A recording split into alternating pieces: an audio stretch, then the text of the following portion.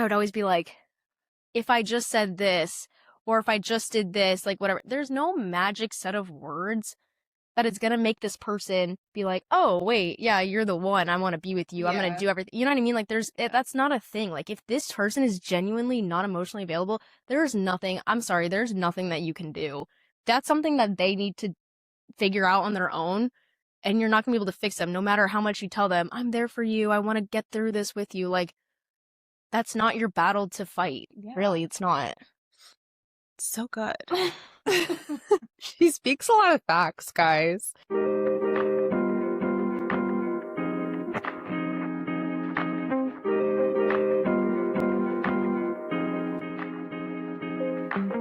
Welcome to the Work in Process podcast. I am the host, Brenna. Nice to meet you. Essentially, we're going to be talking all things 20s. So much happens in your 20s, and we're all on so many different timelines. There's no reason for you to feel behind, not worthy, alone.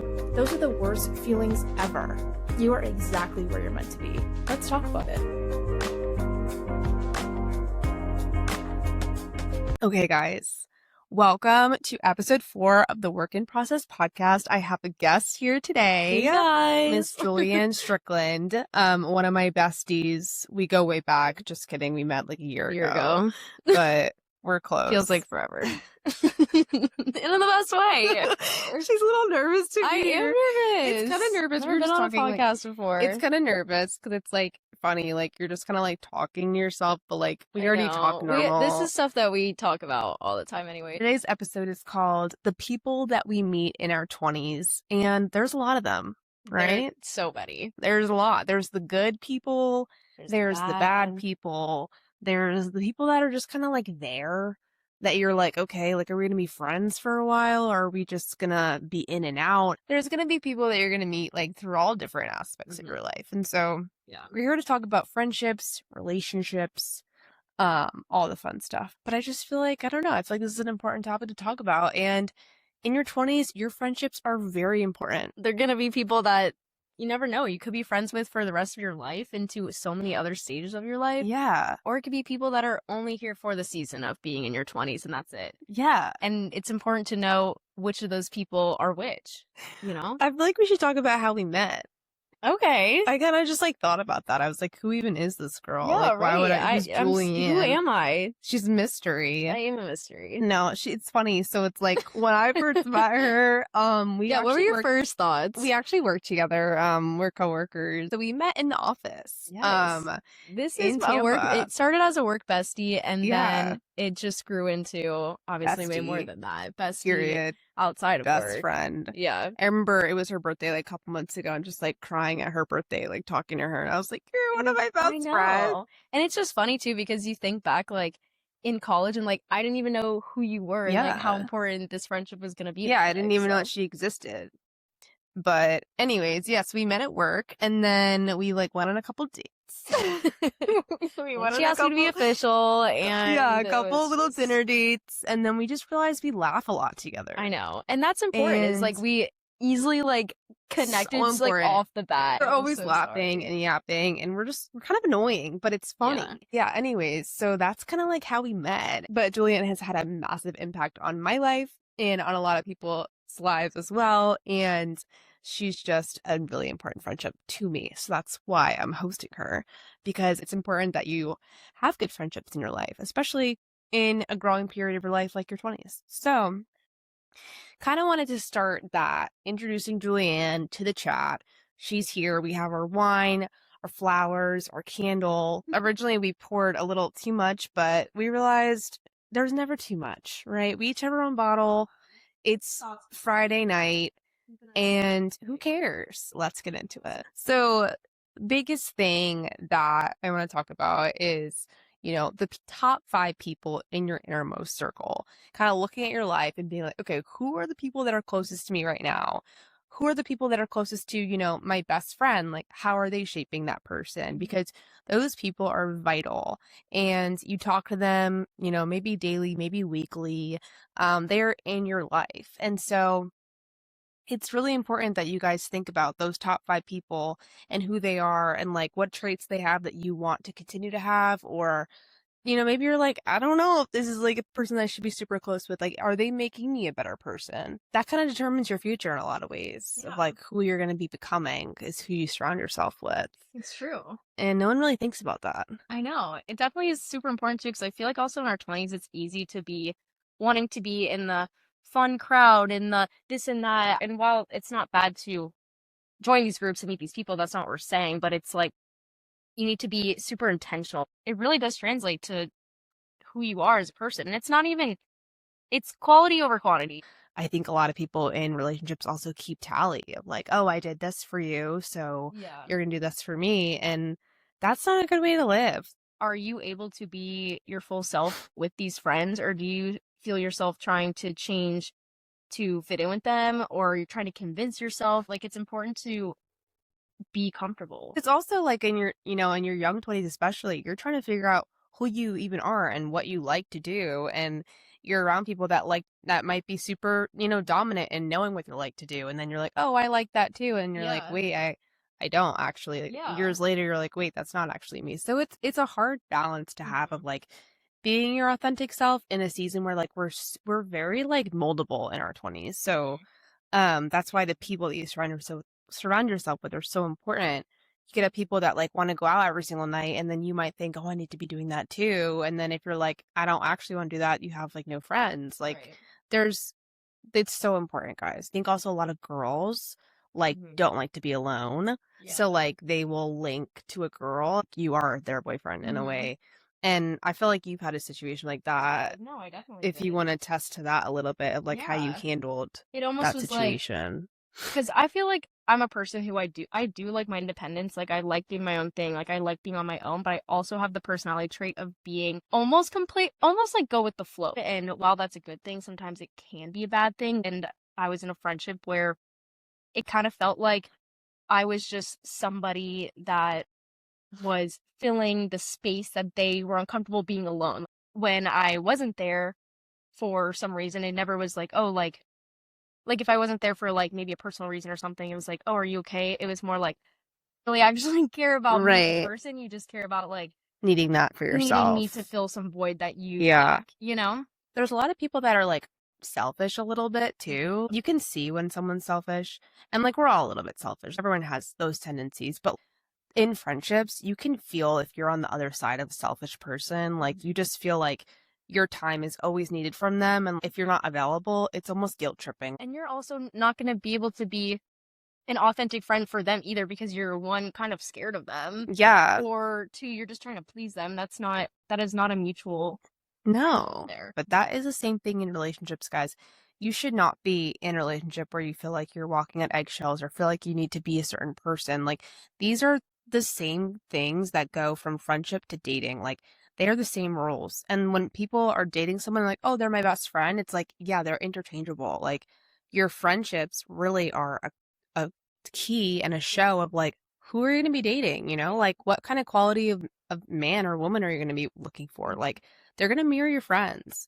So that's why they're really important in terms of like all aspects of your life, more than just like, oh, girls are just like, oh, just my friends. Like I feel like it's also like who you're going to for advice. We can't figure it out on our own. That's no, it's like, who are you going to with advice, and what are they telling you? What are they saying? When you hear a piece of advice, are you like, wow, that's good advice. That's really good. You're really wise. Or do you hear something and you're like, that just didn't sit right with me. Everyone has different experiences in life and whatnot. When someone gives you a piece of advice that doesn't sit well with you, it just shows how they're living your life and how now you feel like when they gave you that piece of advice, that's something you have to do. But also kind of going off of that, I feel like a key thing is like to see how good your friendships are is like, what kind of advice are they giving you? Yeah. Like if I'm giving you, no, I know you just said that, but like, for example, if I'm giving you advice, that's what I would do. Yeah.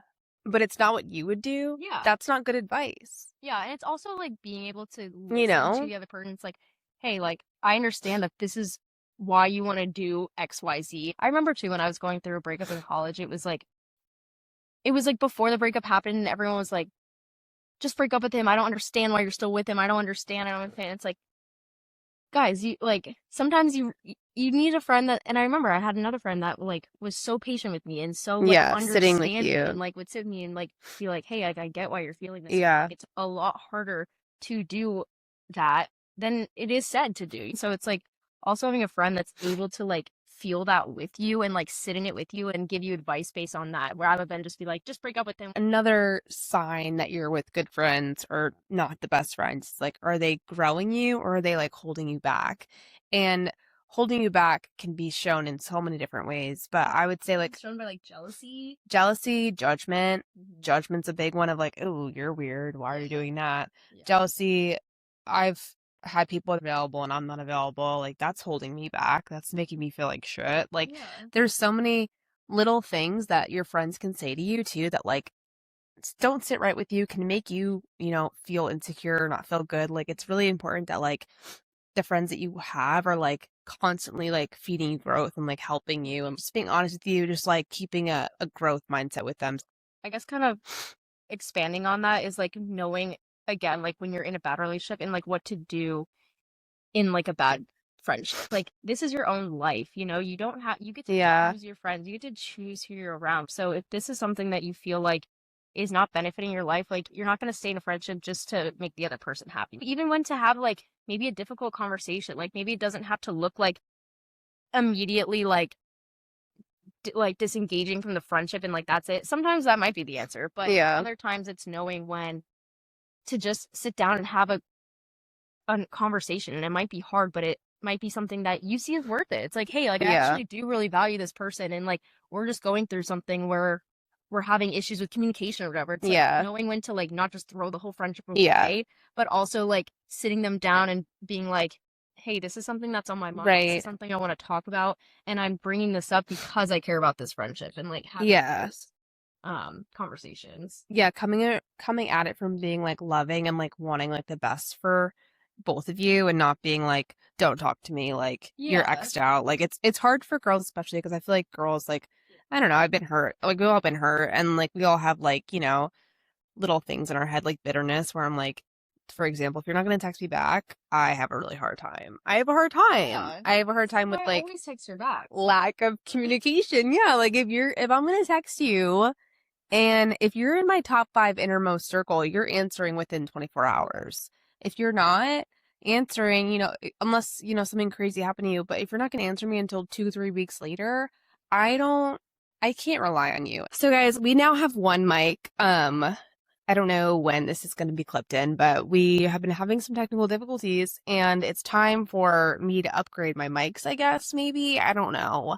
Maybe get a refund. Oh, yeah. But we're just gonna, we're gonna go like this the rest of the year. Because she was saying that, like, I don't even know when the mic cut out, which we'll know when I'm editing. But I think it's time to move into the next topic, which is like self-awareness. We want to talk about having an emotional awareness of where you're at before getting involved in relationships and before even in friendships, like knowing which capacity you can offer and specifically relationships.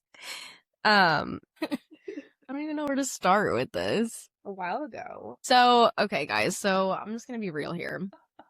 And I'm going to tell you about some of my experiences. So in college, I was in a relationship. It was crazy. It was a crazy relationship. And he essentially was just not emotionally available at the end of the relationship. And it kind of like, it did crush me a lot. And I became someone who was emotionally unavailable. And it made me sad because I had once been someone who was willing to give like anything to him. I was like, I want to be there for you. I want to be this person. I'm so ready, whatever. And then I became someone who was very emotionally unavailable. So it's kind of important to recognize that like you're going to go through your life and you're going to be at some points like emotionally available, and at some points you're going to be emotionally unavailable, and that's okay. So it's important to recognize like where you are at in your own journey. Like when I was emotionally unavailable, like I just did not have the capacity to be in something healthy at that point. And it was hard because, you know, you want to be at the same level. Like you want that person to be emotionally available. You want them to want the same things as you. And you almost start to like kind of convince yourself that they're on the same level as you. So I think what we want to talk about is like knowing where you're at, but also recognizing where other people are at as well, and knowing what is good for you and what's not good for you. Like if you recognize that someone that you may be with is not emotionally available and you are, it's not gonna it's not gonna work. It's like you're not gonna be compatible in that. And I'm gonna pass the mic over to Brenna. We're going to keep passing. We're going to call it pass the mic. And I feel like we need to announce it because both of us are the same way. We like to like chime in. I know. That's why the double mic was nice. But now it requires a little more quiet on each end. We have to like listen to each other.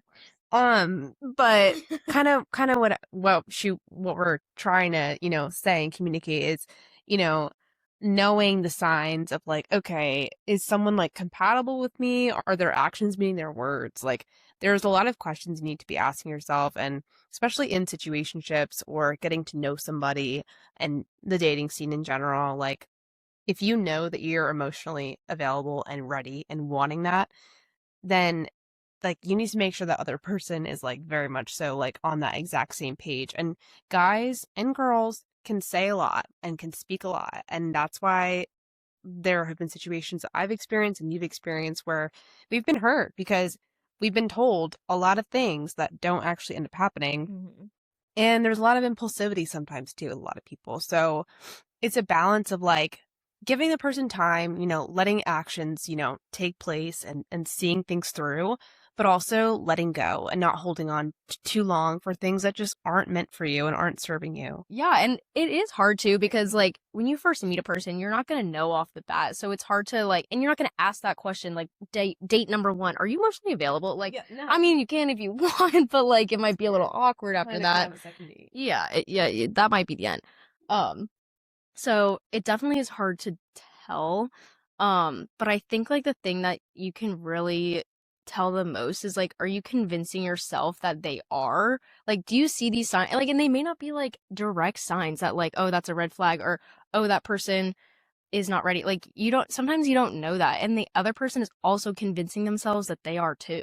Yeah. So it's like, I think it's a game of like convincing, like, are you convincing yourself? Are they convincing themselves? Like, and you kind of know in the back of your mind, like if you already know that you're convincing yourself of something, you already know probably what the right answer is. Yeah. I went through a time where I was emotionally unavailable and somebody was there wanting me, like actively pursuing me, who was emotionally available. And I tried to convince myself that I was like, oh yeah, like I'm ready. I like this person, whatever. But then obviously that ended pretty poorly because I wasn't. And I was convincing myself I was, and I'm sure he was convincing himself that I was as well, So that just unfortunately did not work out, and because we were on 2 different compatibility levels. So it's important to just take your intuition like seriously. Yes. Guys, intuition's so important. And so many of us are very quick to be like, oh, I was just being crazy, or like, oh, I was just overthinking. And it's like, no, that's your fucking intuition. Like, listen to it. Don't think you're freaking crazy. I'm like over it. Sometimes I'll do it to myself too in the past where I've been like, oh, I'm just hormonal. I'm being emotional. It's like, no, something bothered me. Something's sitting with me weird, and there's a reason. And like owning it instead of being like, oh, I'm just crazy. I think it's so easy to just like push that away, that intuition away. So that was a good point. Thanks for sharing. But kind of talking about compatibility and needs a little bit more too in relationship. And I think there's this thing in culture, in the dating culture, where we say if he wanted to, he would. Mm-hmm. And I don't like that term fully. I like it in some respects, but in some respects it's just not fair to these men. Sometimes they don't even know what you want, period. If you want flowers delivered, or if you want flowers on a weekly basis and he's not giving you that, but you haven't told him that, then he's not going to know. But if you tell him that and he doesn't do that, then that's okay. Yeah, if you want to, what, like stuff like that, where it's like more clear cut. But in terms of like, if a guy wants to date you and make it official, yes, if he wanted to, he would. Like, I agree with like certain terms, but like not everything. And then in terms of like that kind of goes into like your needs and your wants, like in relationships. And like, I think you were even noticing, and I've noticed where like I'm in a situationship where I'm talking to someone and I'm like, they're really not meeting like 50% of actually what I want. and I'm just like settling or just kind of like, oh, it's fun in the moment. Or like it'll get there, like, oh, like he's not giving that to me yet because it's only month number 1, like it's gonna get there. And like, well, yeah, that's okay. Like he's not another thing is like if he's giving you so much in the beginning, that is love bombing, and that is very serious. So I think that's something that like with my ex, like that did happen. Like I was very much so love bombed. So like when I went into something else, I was like, I did not want to be love bombed. So when I felt like, oh, this is a healthy level, like this is good for me. But then the longer it progressed, it was like, not. It's the same. Like I'm just getting the same stuff, and that is not okay either. And like, unfortunately, it does take time to like recognize those things. So it's important to also be at some point like kind of protective of yourself, like not immediately putting him on a pedestal, because once you do that, you're gonna get attached like right away, and you don't want that to happen. You're still assessing this guy. You're still seeing, okay, is this someone that I even want to be with, rather than being like, does he want to be with me? Why isn't he doing these things for me? It's like, okay, if he's not, do you even want to be with this person? You know? Yeah, no, kind of going off of what you just said, like going into like meeting a person or a relationship with like not like a, you know, begging or like lack standpoint of yourself, like being like, no, like I know who I am. These are my standards. You know, this is where I sit, and not being like, oh, is he going to choose me? It's like, no, we're not doing that. Like we're growing. We're powerful people. And so it's just like, you should be with someone that like sees that 100% and like isn't like, oh yeah, I'll choose you in a year from now when it's more convenient for me, or when I'm ready for a relationship. Just like, no, what makes you think I'm sitting around? Like, oh no, that's I just get frustrated with people, and sometimes men and women. I don't think, you know, this is not an anti-men episode at all. No, not at all. And that's why I was kind of bringing up that like situation where like there was a time where I was emotionally unavailable too. Like I feel like sometimes we think as like society, it's like girls are always emotionally available and guys are always like avoidant, whatever. Like they do say like, no, they do. And is that the stereotype for a reason? Like sometimes, but also like there are plenty of women out there that are not emotionally available for some reason, and that's okay. And it's just recognizing like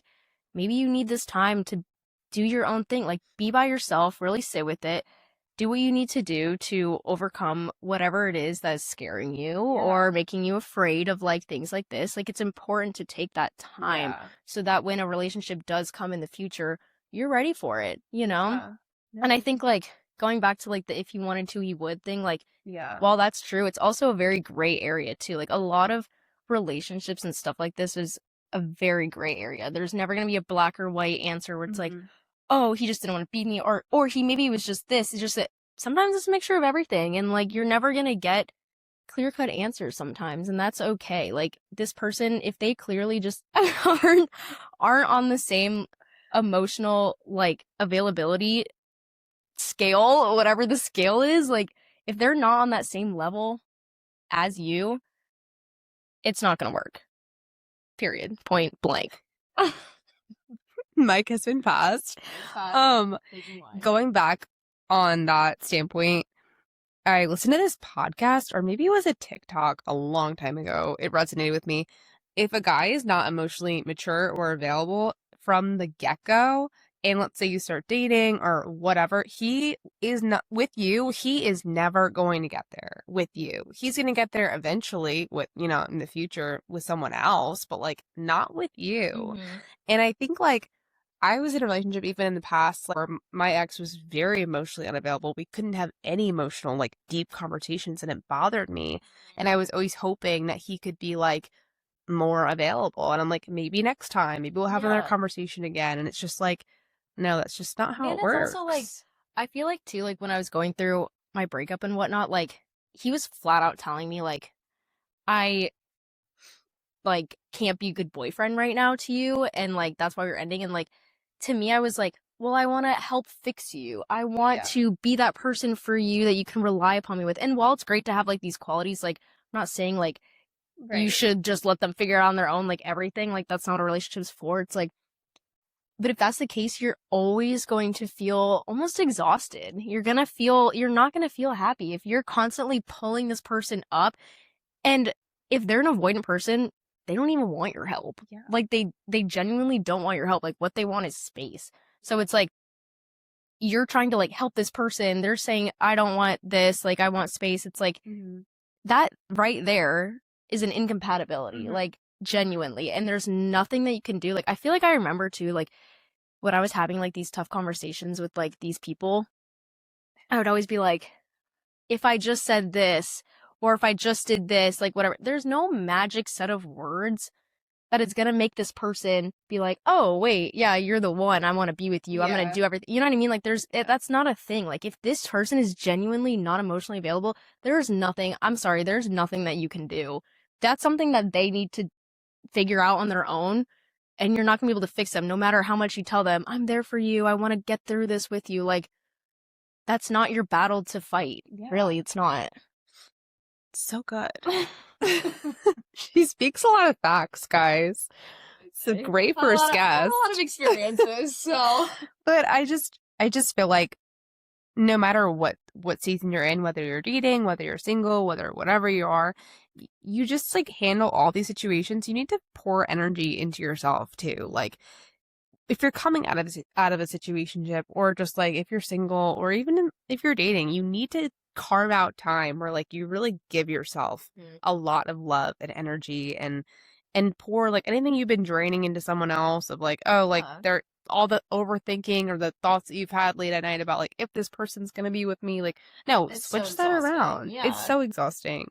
And so I don't know, just kind of reminding anyone of that. Hopefully any listeners, I don't know what any of you guys are going through, but if anyone is going through a season of maybe talking to someone and there's no title, or you're not sure, or if they're not sure, just really taking a moment and just being honest with yourself of like, what can you handle? And like, you know, letting go if it's not meant for you. And that's totally okay. I went through an experience that was like so hard. Like we're all going to go through experiences that are hard. Yeah. But the things that you learn from those experiences and what you learn about yourself. And I think that's like also like one of the main points that we've been hitting on is like being in touch with yourself. It's like the things that you learn about yourself through these experiences are so important, because when another experience comes along the way, you get to use those things that you've learned, you know?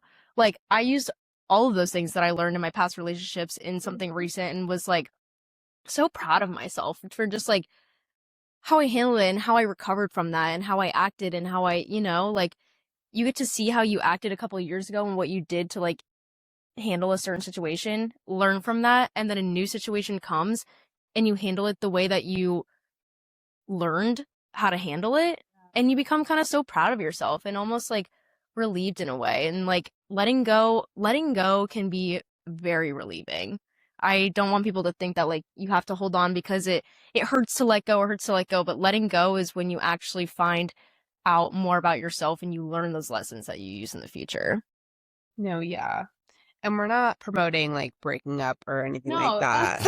I just want to know. I know. Is that what that sounded like? I'm just saying, like letting go of things that aren't good for you. Some of my like biggest growth moments like were after breakups and situationships ending, like 110%. I will look back on those moments and not forget any of those moments that when they happened, yeah, I was super sad and they broke me, but like I learned so much, and I went into my current relationship confident, knowing a lot of things that I wanted. And so like I'm very glad that like I'm grateful for all these experiences.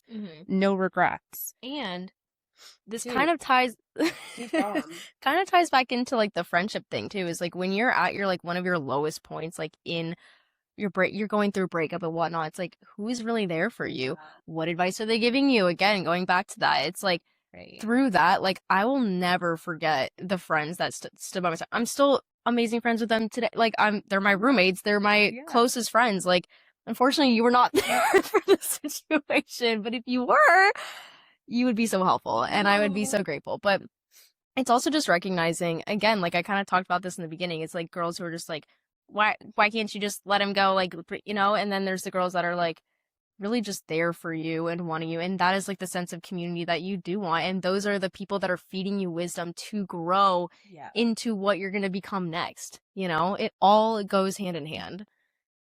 The one last thing that I really want to talk about, what is your ideal type? Okay, I can go. Yeah. I think my ideal type is I think it's very important that you are like hilarious. Like I need to be peeing my pants like every time I'm with you. Like because I feel like I'm a very outgoing and like funny person, but I have to be around a specific person. Like you're also very outgoing and funny, and like together we're just like Funny. laughing so hard. So it's like if I'm with someone who is more reserved, or like you can tell that they like can't connect in that way or like be themselves, then I can't be myself, and then it's like I'm not even being funny. Everything fuck up. I'm not even being funny. Like I love cracking jokes. Like I really do. So I don't know. Like I like when a guy's like the goofy guy, like the goofy guy, the friendship, like the friend group, like. But also like sometimes the goofy guys get like flagged as like the most like immature guy, so like that to me is like probably really important. She wants the class clown. I want the class clown, but I want you to I want you to be a mature class clown. A mature, again, emotionally available, because then we'd be on the same wavelength with that. So emotionally available, mature class clown who's hot. That I don't know how else to say it. Like yeah, maybe like driven, good job. Yeah, stable guy. Yeah, so that's her ideal type, everyone. Julianne Strickland. Well, she is single. I am in a relationship. I would say my ideal type though, yeah, just like very like protective. Like I like to feel safe, which is I'm just describing things that I'm currently in. Yeah, like that's great. I would feel like I would be concerned. Yeah, they're athletic, they work out, they take care of their health. Yeah, that's no, like big. I agree. Don't want a fat class clown. Yeah, definitely funny. Like definitely the person like makes you like roll around laughing. To do the bit. Yeah. I want to go back and forth and just be like, dude, you have some banter. You're smart. You're pushing us to be, dude. Take the mic. I'm gonna wrap it all together. But you're pushing us to be our best selves. You're allowing us to be our 100% true self. Again, back to friendships too. Like, you don't want to be around anybody that you can't be yourself with. Like, that is just never, you're never going to feel comfortable, and that's never going to be a long-lasting thing. So I think that's also just one of the most important parts. Yeah. High level, you know, your friendships matter, and they shaped who you're dating in the long term, who you end up, like, taking seriously relationship-wise. Also, a key sign too, if you're not in a good relationship dating-wise, is where are your friendships? What's the quality of your girl friendships? Like, genuinely, I think the people that are in really good, healthy relationships, like, have really good, healthy friendships still. Like, the girls that are isolated and don't have any friends anymore, it's like, that's, like, a little bit interesting to me. Yeah, because then you're putting you're just idolizing him. You're putting him on a pedestal. And that was a big thing that I did, too, is, like, putting them on a pedestal. Like, that is, like, the biggest do not do that, because they're not as great as you think they are most of the time. If you're doing that, you lose your sense of worth when you do that, because you think that they're better than you, and you think that you have to work to be somebody else to make them happy.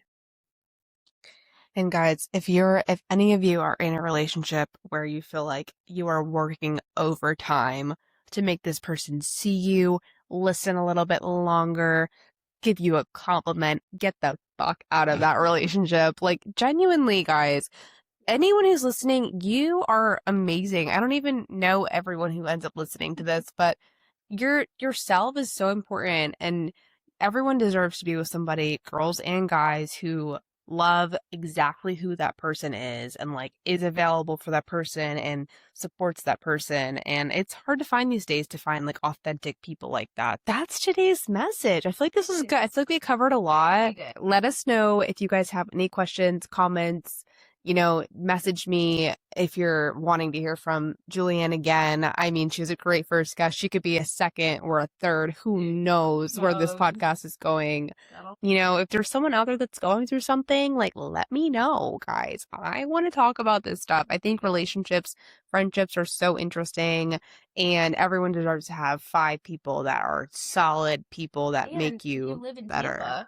If you live in Tampa, let us know, because we honestly love cultivating good friendships. Like, we are the type to like really take friendship seriously. So no, and I actually really agree with that. We've been to a couple workout classes where we're like people take notice. They see our funny vibe. We've had people, want to, work out next to us. And it's just like, I just want to talk to them. yeah. Like, I feel like I was in like the Sephora the other day, and like I literally was talking to everyone, and it's just like it's so fun because sometimes I feel like girls get like I feel like we just get like in public, it's like no one talk to me, like whatever, but it's like no, like we're all in this makeup store together. Why not just all talk to each other? Like, this is what community's about. Girls need to come together. Guys need to come together. Genuinely, like, we all need to support each other, like, a lot more than we do. And girls especially, we need to be nicer to each other. But yeah, guys, this was episode 4. Shout out Her Haven Flowers. Her Haven. It is a Bible community group in Tampa. Her Haven Tampa is the name. I will put them in the comments below.